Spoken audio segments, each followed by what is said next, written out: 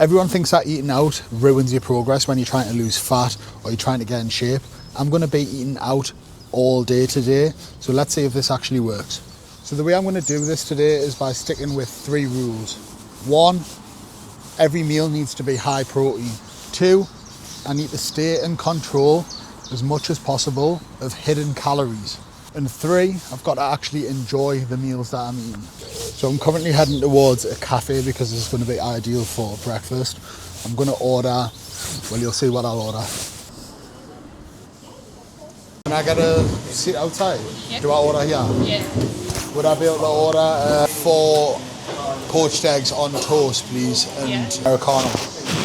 Don't milk with the Americano? No, please. Right, okay. Lovely, thanks so much. Nice one. Lovely, we'll bring everything out. So if you look at the menu, you've got smashed avocado, halloumi sourdough, eggs royale, steak and eggs, which does look banging by the way, and is a good choice. Confit tomato chorizo sourdough, eggs Benny duck, cornflake French toast, lamb shakshuka, chicken and waffles. So this is a banging menu, but when you are on a diet, you've just got to order what you want. Don't be afraid to just ask for what you want in the way you want it, because that's how you're going to make progress, alright?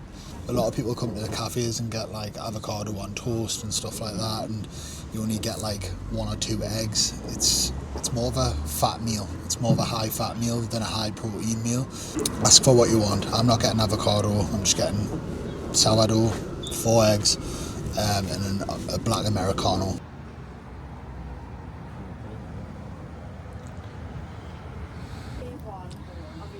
That's breakfast done, and I'm pretty sure that I ordered 4 poached eggs and they brought out 3, but I'm not going to make a song and dance about it because it is what it is. I couldn't be bothered to tell them to send it back and get another egg on the plate. With the sourdough bread, I guesstimated that the meal came to like 430 calories and 27 grams of protein. The mistake I see people making when they're eating at cafes and stuff like that is thinking that just because the food is healthy means that it's a good choice. So if you're trying to lose fat and you've got like bread that's absolutely laced with avocado, and then you're just putting tons of fats and calories on it, and it's going to be harder to stay in that deficit unless you're tracking and unless you're accounting for it. The plan now is to do some work. I'm going to crack on with client check-ins, see who's been absolutely smashing it this week, give them their feedback, go to the gym, hit a workout, and then we'll be ready for meal 2. So stick around to see what meal 2 is. One thing I can promise, it will be extremely anabolic.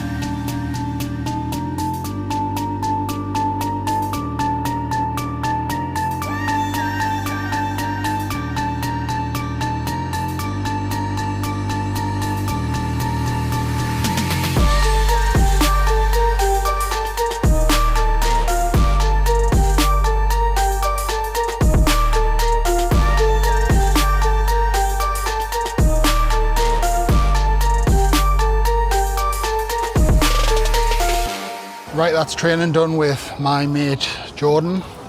Delts and arms boxed off, and food of choice now, Nando's. So we're going to head there now, get Nando's, and that's going to be meal 2.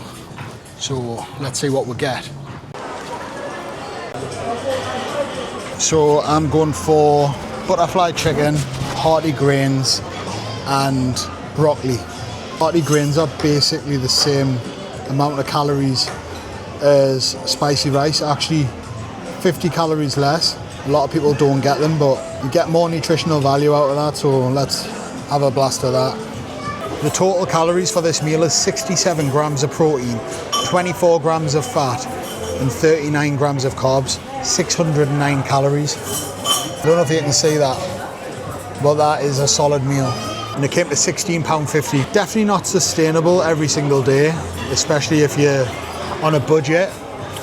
I mean, you could get a full pack of chicken breast that would last like 4 days for that. So eating out is not a sustainable way to diet if you're concerned about the money. I went for the sweet heat sauce on the chicken, hearty grains, broccoli, and Jordan got butterfly chicken, spicy rice and broccoli. True bodybuilder meal. Meal 1 done. Then we hit the gym, delts and arms. Meal 2, we hit Nando's. Then just finished off doing client check-ins, client fulfillment, making sure that people's programs are up to date, making sure that all the clients are happy and everything is a-okay. Oh shit, so I've just realised the place where I was going to go for meal 3 shuts at 3 p.m. and it's like 2:30 right now. So I'm not going to have time to get there because I'm literally half an hour away from that place. So it looks like I'm going to have to find somewhere else. Plan, I found a new spot because I didn't have time to hit the other one. And this spot here shuts at 5 p.m.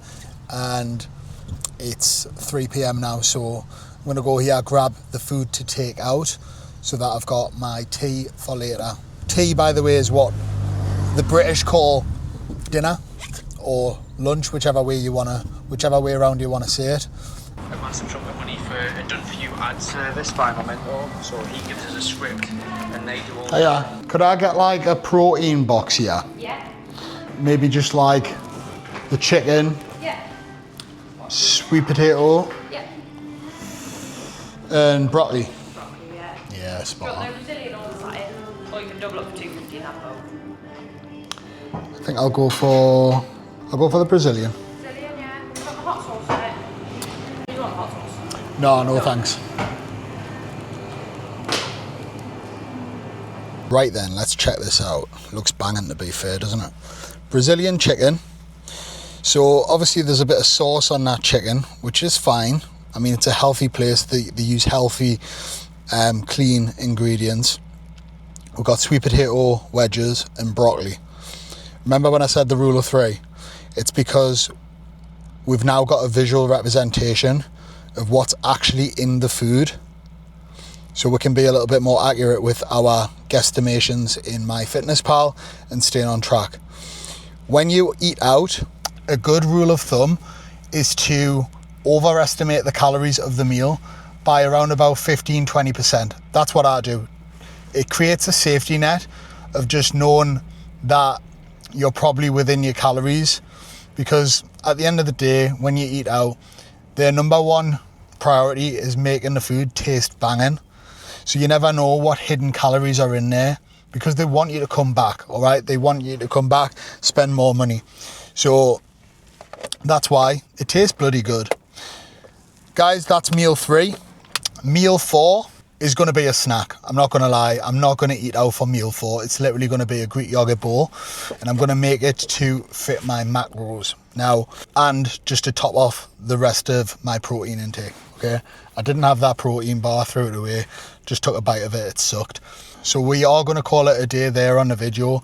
You get the point, and what I wanted to do was basically get you clued up on what I would do and how I would approach eating out, all right? Rule of 3, protein every single meal. When you are eating out, specifically ask for what you want off the menu.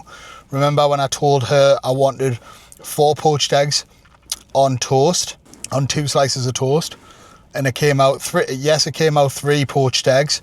That was their mistake. But ask for what you want, even if it's not on the menu. Tell them that you don't want it cooked in butter. Tell them that you don't want it cooked in oil. Tell them that you want the meat grilled, or choose a grilled option.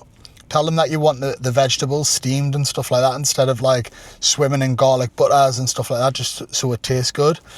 Because if you are trying to stay super dialed in and get shredded, these things matter. And that's what I'm trying to do. I'm trying to get shredded for a photo shoot in Marbella. So it's important.